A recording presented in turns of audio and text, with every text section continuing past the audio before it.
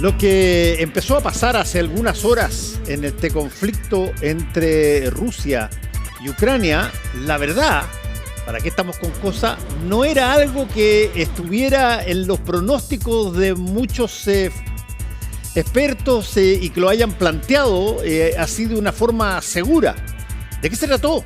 De pronto, en vez de estar los rusos incursionando y generando condiciones bélicas en Ucrania, los ucranianos empezaron a entrar en Rusia y empezaron a generar situaciones bastante potentes. Y la pregunta es, ¿esto qué es? ¿Es un repechaje que eventualmente puede tener consecuencias mayores o es un movimiento que se hace dentro de estas escalas de ir y volver de alguna manera o recular un poco para parapetarse en el territorio propio, o estamos viendo una situación nueva que no aparecía sobre esta guerra entre Rusia y Ucrania, donde hoy día da la impresión, durante las últimas 48 horas, Ucrania pasó a tener una delantera bastante importante y muy impredecible. Conversamos con Raúl Sor de aquello. ¿Cómo estás, Raúl? Hola, Fernando. Bueno, sí, impredecible y ciertamente a los rusos los tomaron por sorpresa, no esperaban este ataque y se estima que algunos miles de soldados ucranianos cruzaron la frontera en la región de Kursk, que es además una región muy emblemática para Rusia. En Kursk se libró la mayor batalla de tanques de la Segunda Guerra Mundial. Cuando digo eso, de la mayor batalla de tanques de la historia, nunca se enfrentaron tantos tanques. Por un lado, los tanques de la Alemania nazi y los tanques del Ejército Rojo Soviético, en una batalla que, en definitiva, fue ganada por la Unión Soviética. No fue una victoria decisiva, pero ya el ejército nazi estaba debilitado y tuvo que continuar su retirada. De manera que Kursk ha quedado en la historia de Rusia como un lugar de gran significado histórico y, digamos, de sus hazañas bélicas. Y dicho esto, la incursión parece tener no tantos objetivos militares, porque no es una zona particularmente estratégica, ni hay blancos tan importantes que capturar, pero es un objetivo psicológico de primer orden. Es decir, en la guerra, las victorias psicológicas a veces son más importantes que las victorias materiales de conquistas de lugares, y al revés, a veces conquistar lugares pasa desapercibido, y una victoria que levanta la moral, que tiene un valor emotivo, pasa a la historia como algo más importante. De manera que habrá que ver qué ocurre. En todo caso, mientras Ucrania, digamos, Kiev se golpea el pecho y quiere darle una señal muy clara a Occidente, a sus aliados, a los que le han brindado buena parte de su armamento, de que la inversión que están haciendo en Ucrania no está perdida, sino que pueden esperar grandes cosas, y esto naturalmente genera una atmósfera que, para desechar el pesimismo que se estaba dando, porque Ucrania venía retrocediendo lenta pero en forma continua en toda la región del Donbass, donde los rusos han ido capturando aldea tras aldea, y la línea fronteriza se va corriendo gradualmente hacia Kiev. De manera que este ataque sorpresivo tiene como objetivo principal no tanto conquista de territorio, aunque hay quienes dicen que si lo pudiera conservar Ucrania, ese territorio, si hubieran conversaciones de paz, lo que normalmente ocurre en las negociaciones es: yo te devuelvo tu territorio a cambio del mío, y se hace estos intercambios. Y eso le daría una carta de negociación a Kiev.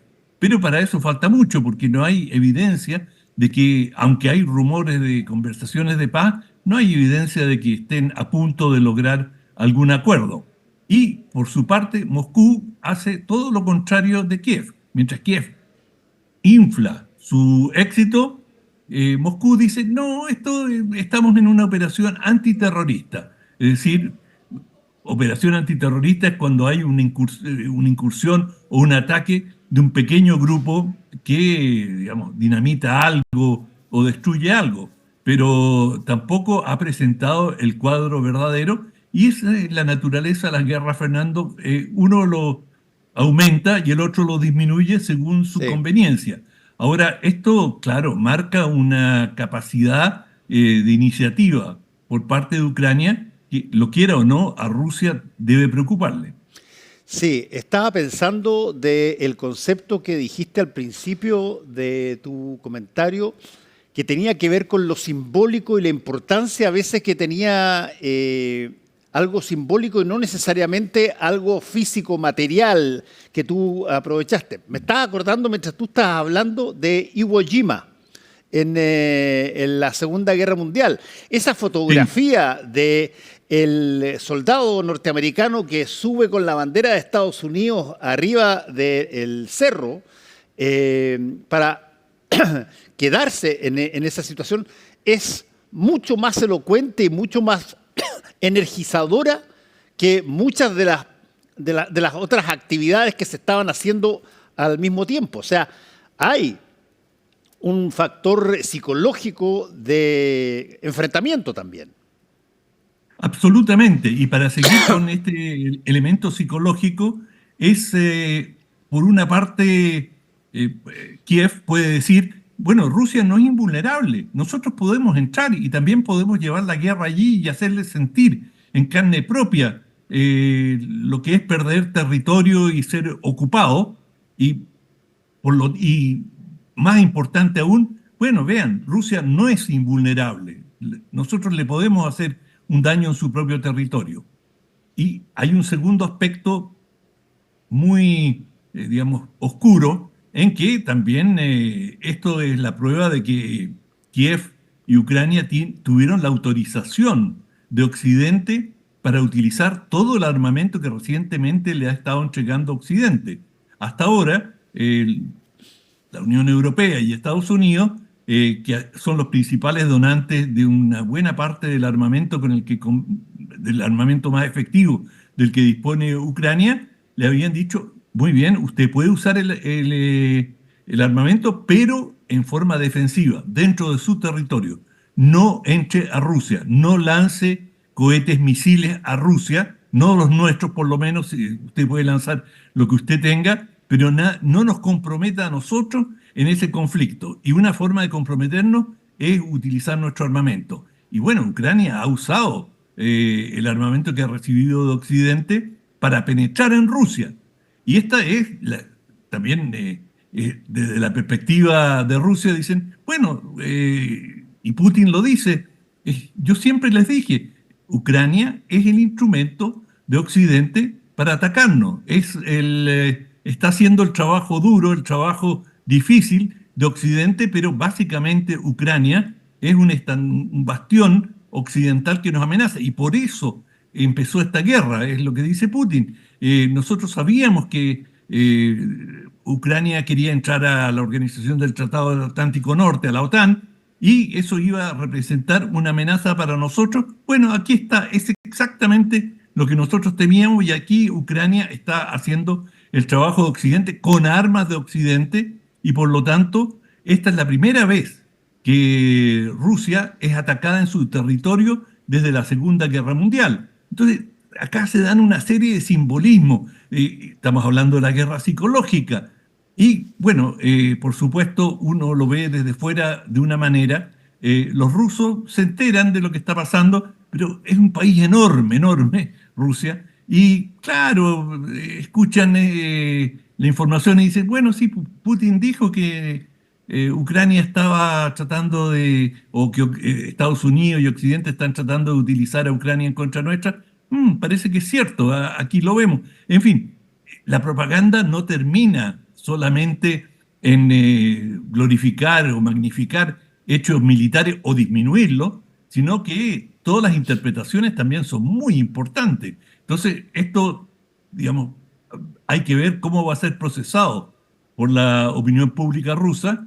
Ciertamente para los ucranianos les va a levantar la moral, pero en circunstancias en que están retrocediendo en toda la región del Donbass, en todo el este, la parte oriental de Ucrania, los rusos han ido avanzando y consolidando sus posiciones.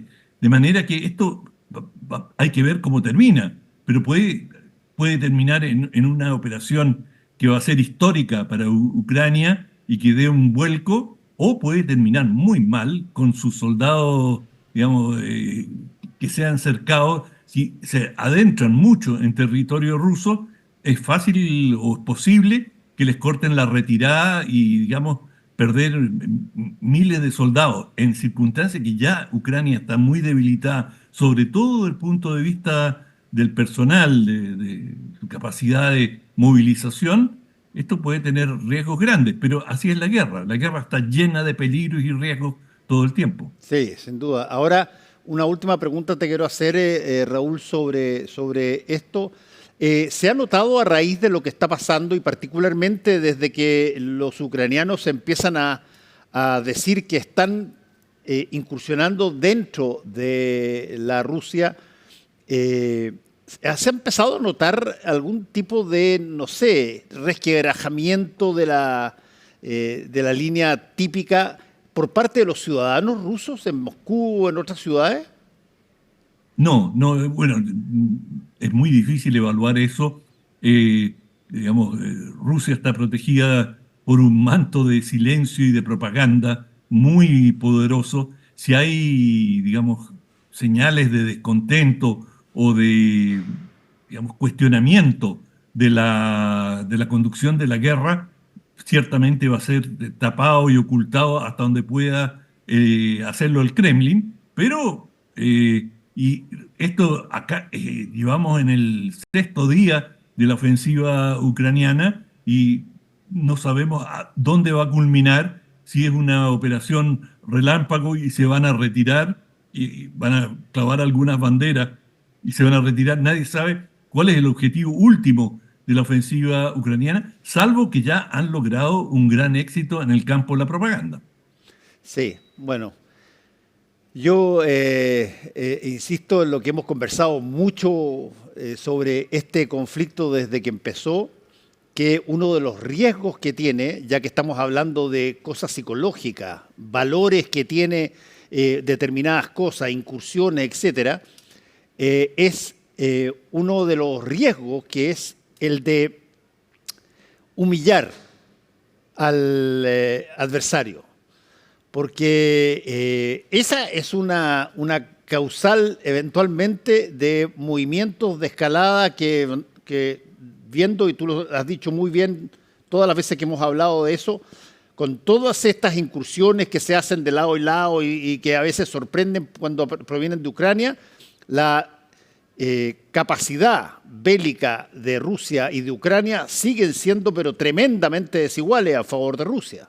Y por lo tanto, Putin hasta ahora ha amenazado a veces, incluso ha incursionado verbalmente en mencionar el poder nuclear y todo, pero no ha tenido que usarlo y se han cuidado de no humillarlo hasta el punto de que Putin diga, oye, ya, cortémosla con la mantención de esta situación,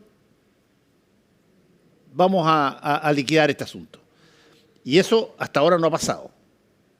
No ha pasado y bueno, uno de los temas que está, si siguieran avanzando las tropas ucranianas hacia Kursk, allí se encuentra una central nuclear, nucleoeléctrica para producir electricidad y bueno, cada vez que lo hemos visto en Zaporilla, cada vez que hay combates, recientemente en Zaporilla hubo un serio incendio en uno de los reactores, siempre se genera, afortunadamente están apagados y no había peligro de que, digamos, de contaminación, pero cada vez que nos acercamos a un reactor nuclear, siempre hay que tener algún nivel de ansiedad. Pero todavía esto en el caso, digamos, las tropas ucranianas no han avanzado lo suficiente, están como a 30 kilómetros de este reactor nuclear, pero mi impresión es que los ucranianos no están en condiciones de penetrar mucho más a fondo en